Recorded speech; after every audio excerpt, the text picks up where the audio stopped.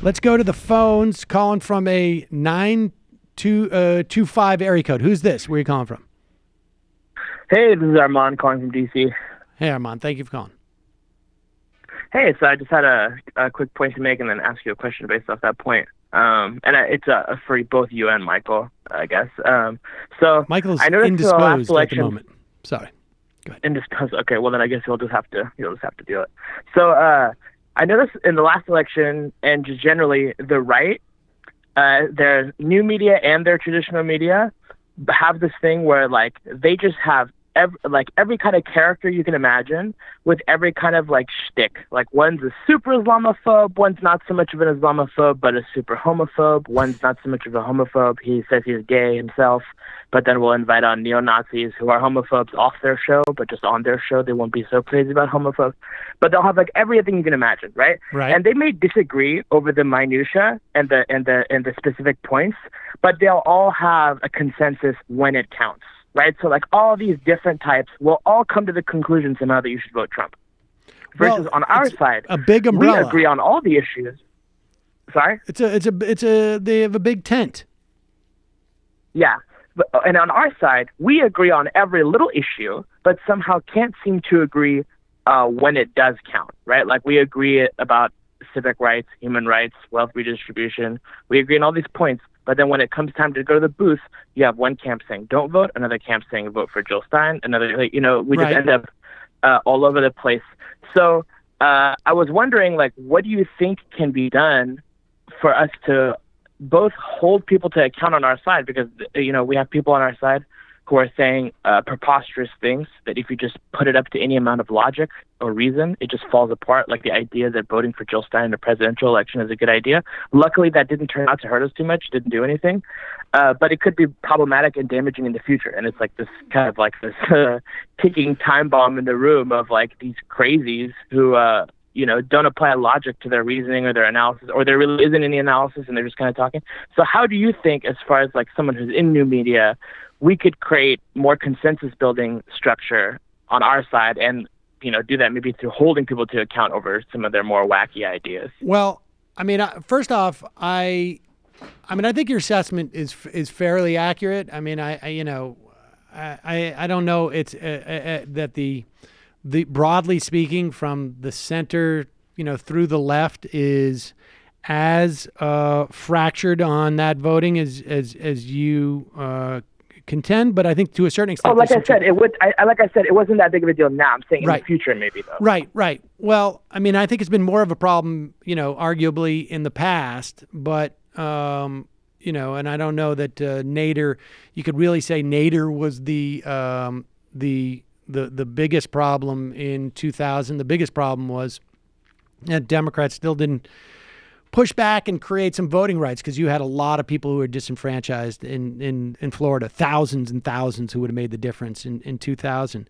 But I think broadly speaking, they say, and I'm going to substitute just left and right for Democrats and Republicans. So just forgive me for for it being not specific enough. But broadly speaking, the right falls in line and the left wants to fall in love, right? And you have a lot of people who are just like, in this election, you had not all of, but the vast majority of, what used to be known as the moral majority in this country, basically the fundamentalist right, were like, okay, Donald Trump is despicable, but we're going to get a Neil Gorsuch. And we're going to get changes to the judiciary, which are hugely important to us. And they were willing to sort of look at this as a transaction. Whereas I think there were people on the left who were like, Hillary Clinton is blank, and that is just a bridge too far. She gave speeches to Goldman Sachs or whatever. I mean, I had a lot of problems with Hillary Clinton, and I would have much preferred Bernie Sanders to have won the primary. But at that point, it's like, I don't want Neil Gorsuch. I mean, we're going to lose. And I think next week we're going to talk to Jane McAlevey again. We're going to lose I don't say we're going to lose totally, but public sector unions are going to be decimated. And they're going to be decimated for one reason. And that is because Donald Trump was elected. And that was completely predictable. And I think on some level, there's a problem with sort of maybe prioritizing what's genuinely important, what is structurally important.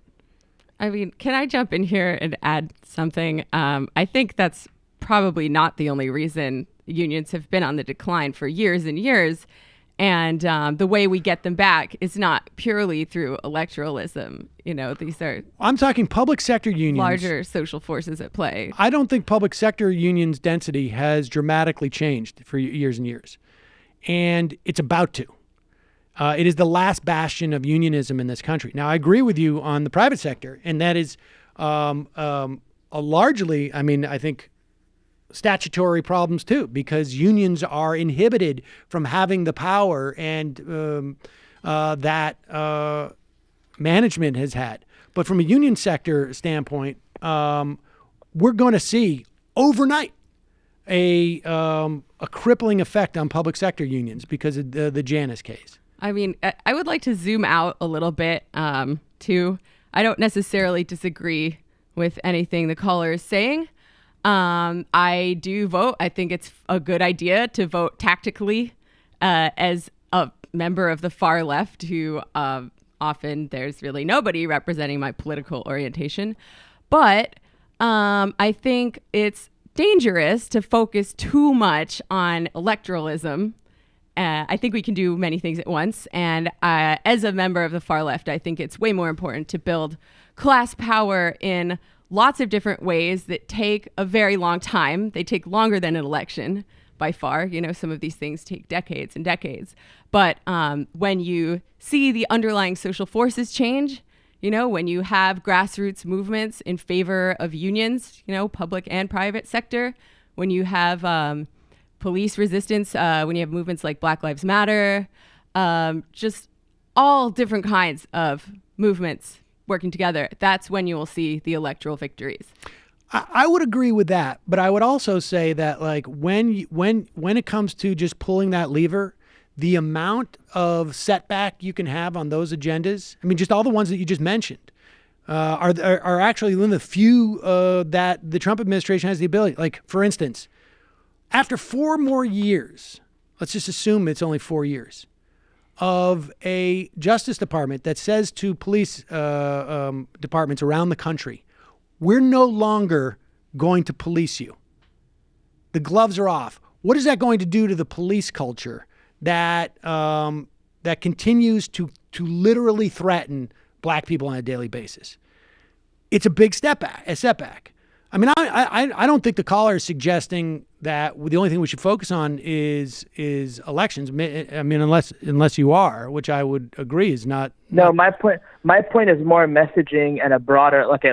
So if you say from the center all the way to the left, yes, obviously the Jimmy Dores and the Jill Steins of the world are much more marginal, and they don't seem as necessary to talk about. But I'm talking about as a far leftist. If you look back at history, in almost every instance in which fascism has succeeded in countries, oftentimes just before that, social democrats and further left people, Marxists, disagreed, couldn't come to a conclusion together, their alliance collapsed, and then fascism really took off at that point without something real there to stand in the way. Because liberals and centrists are not going to stand in the way. Throughout history, when fascism has come over, liberals just go along. Or they suddenly get very quiet about all their beliefs. So relying on liberals to be in a coalition with us, I think is a bad strategy. Obviously, we have to work with these people, or we have to win them over, or get them to go along with us. But I'm saying within our tent of the far left, we have to clean house. Within our tent, having Jimmy Dores like this, and when you take how big we are, actually, we're not that big in the country, the far left. So when we have groups like this, they are really toxic, and they do really divide and create problems.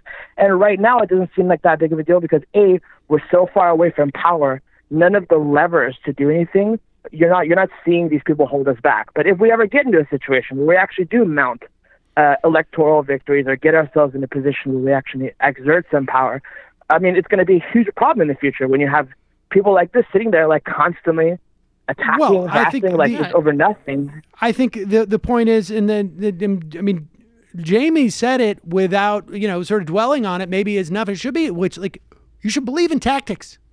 Like people should believe in tactics instead of like being performative. And the irony is that not so many, but a certain percentage of those people who bemoan the idea of liberals getting caught up in identity politics are practicing only identity politics, like on even a more narrow perspective, which is like, watch me perform. Look at what I've created. My vote is my expression of myself and my politics, my pure ideology. My vote is a sacrosanct expression of what is in my heart. I don't even know. I don't think that's ideological. That's just juvenile.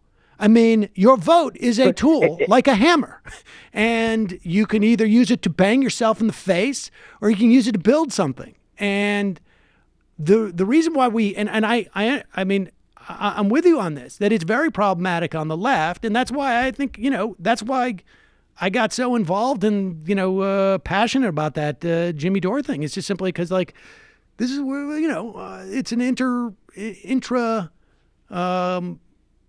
ideological battle that is about, are we going to actually use tactics? I don't know what the answer is. I mean, I really don't, except for to sort of make people. I mean, that's why like these stories that I read off today, like there are implications to who you vote for, and that will set us back in trying to move forward on all those issue sets that Jamie was talking about. Imagine the battle, the terrain we'd be fighting on now if it was Hillary Clinton and the others. We would be just pushing it we wouldn't be giving back any progress. I mean, that's the problem. Yeah. I mean, that's the main, the question I was getting to is like, it was like, obviously I follow you. I listened to you for like the last 2 years. I'm a patron, etc. And I followed that whole Jimmy Dore argument thing. And it was like I'm very glad that you challenged him and argued with him. But ultimately, it doesn't affect his audience, and it doesn't force him in a position because he just avoids you, doesn't have you on his show, even though you had him on your show. He does all that stuff. But there's no kind of a situation where this guy's really forced to sit there in front of people and argue his position, right? Whereas like the right has some semblance of that, where they have these like every once in a while meetings where they all get together and debate and basically like jerk each other off and just go along with what each other's saying for the time being. But I'm saying I think there would be some value on the left to create some kind of medium through which people can be held accountable against each other. And it doesn't necessarily need to be hostile or aggressive. Like we don't have to dismiss Jill Stein people and say you're just an idiot, which I think happens a lot. I think these people actually do believe in their convictions. Some are just tribalistic and stupid, but there does need to like sit down and explain like the actual game theory. Like this is not that complicated. There is actually there's a right or wrong answer here. There's an outcome we're looking for, and there's a faster and more difficult way to get to that outcome.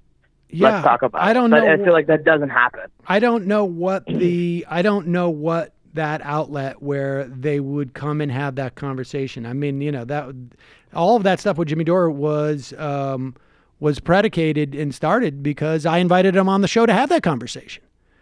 And he just sort of there's no way to make him do it. No. I mean, I agree with you. If we're taking the left to mean social democrats and everyone to the left of them, historically, the far left has not always been great at collaborating with social democrats. I think that's a mistake. One of the reasons I joined the DSA is because it seemed like a great umbrella organization to bring together social democrats, Bernie-crats, and people further to the left like myself. And the more unity that we see, the left is still very weak in this country. So the more unity we see, we have the better it'll be. And we have a lot of purposes in common, whether you believe in social democracy as sort of the best of all possible worlds, a compromise with capitalism, or whether you believe in it as a step on the way to something better. Left has a small button, a really small. Yeah, I think my difference, like I'm further left, but more in like once we get into power, what do we do next? My thing is like people need to go to jail. There needs to be arrests. Some people need to rot in prison. Some people need to hang. Well, that's why I gave you it's so not much. going to be like a peaceful way we- to like redistribute wealth. That's why I gave you so much time on the phone, and I appreciate the call. Hi, folks. Sam Seder here. We still need your help on our Patreon page. YouTube ads have come back, but not nearly as much as we had before. So if you can help us out, any little bit helps. Head over to our Patreon page right at this URL, and you'll help us keep helping you by making videos